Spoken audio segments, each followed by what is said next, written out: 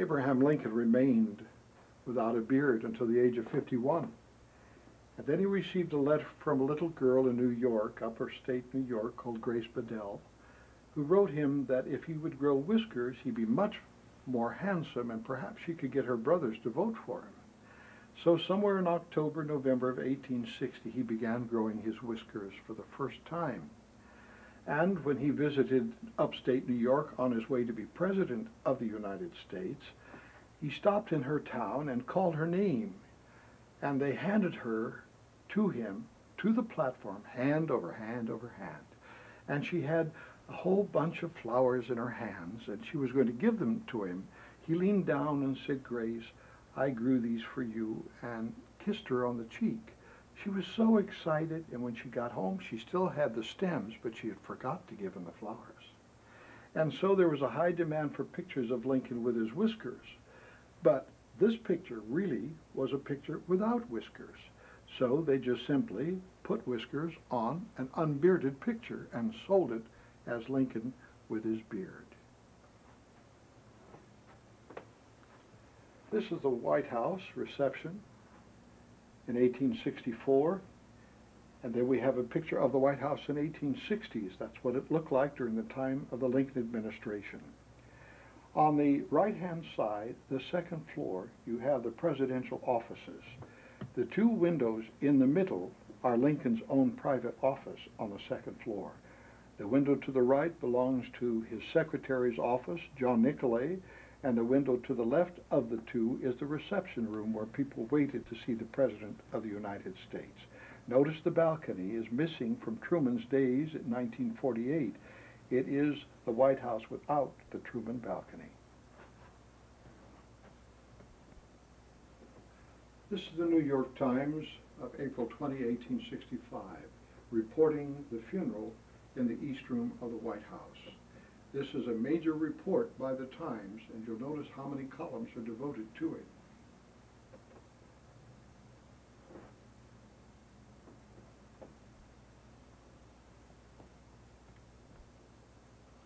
The funeral in the White House was held on April 19th, as the New York Times reported.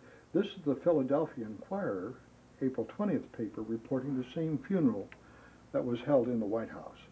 And you'll notice this paper gives a picture of the Lincoln coffin, as well as the conveyance, or what they call the funeral car of President Lincoln, that carried him from the White House to the Capitol building, Rotunda. The funeral cortege was filled with so many people were present at the time of the funeral. It filled the streets of Washington. But I want you to note that the coffin has a little plate, and it's all in silver with his name and his date of birth and death on it. And that coffin cost the government around $1,700 because of the mahogany in it, the silver metal in it, as well as all the silver nails.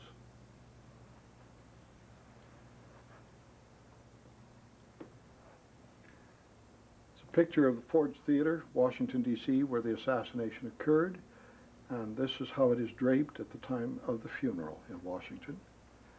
Up above we have the bill of the performance of our American cousin, Laura Keene, performed the 1,000th time in that role that she played that night. And this is a copy of the original bill.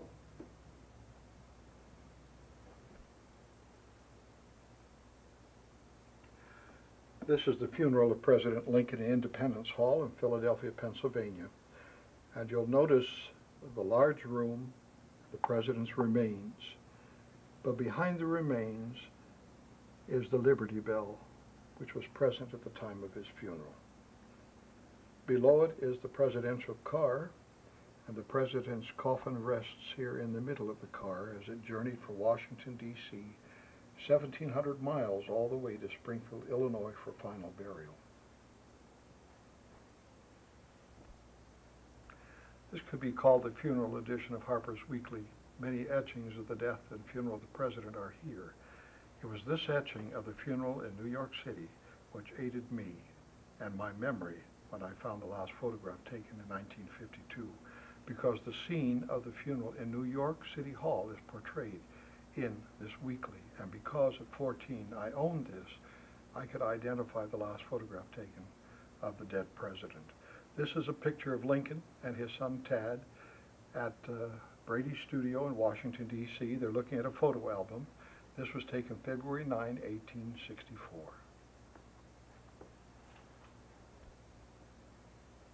This is a contemporary view of that time of Lincoln's assassination by John Wilkes Booth. The guests with the Lincolns was Henry Rathbone and Miss Clara Harris.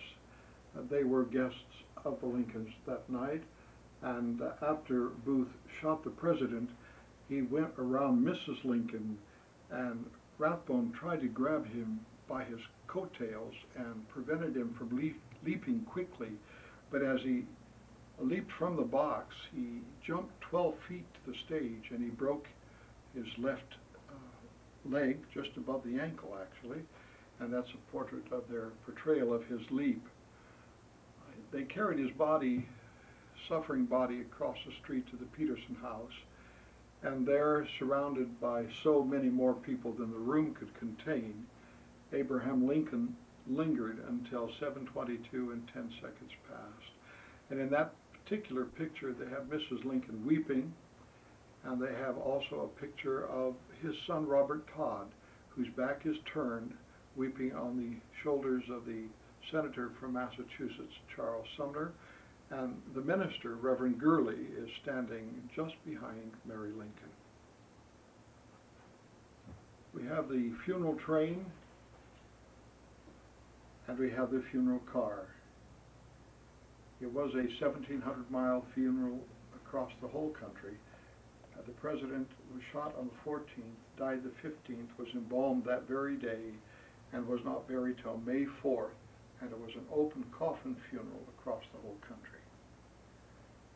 The funeral was in various major cities, Philadelphia, New York.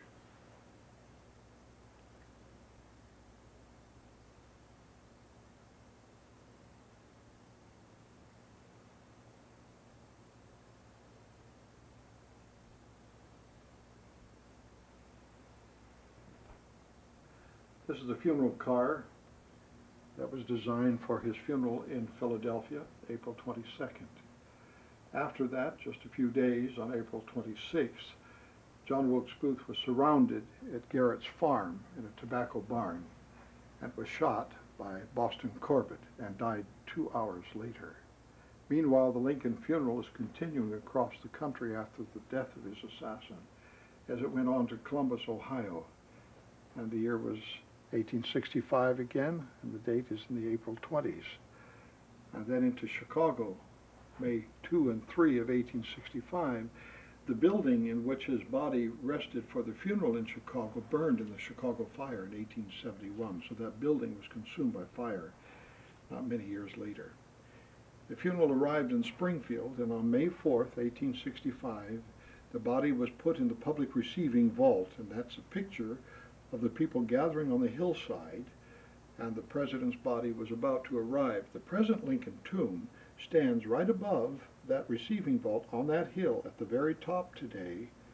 It was built in 1869 and 1870. Ford's Theater is a more recent picture of it, but to the right, this is a photograph of the men moving Lincoln's body for the last time in September 1901 to his final burial place at the tomb. His remains were opened to be viewed, and I knew the man who was the last to see the president's remains. He was 13 at that time as he stood with his father in September of 1901, and then he helped lower the coffin into a 10-foot deep pit, and they poured 2 tons of cement over it and encased the president's remains where it could never be disturbed again, since they had tried to steal the body in 1876 out of the tomb once before.